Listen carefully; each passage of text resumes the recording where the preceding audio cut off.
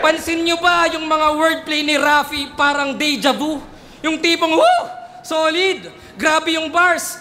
Pero teka, bakit tunog pamilyar? Di ba? Gaya nung mamasapan o pagpapalain.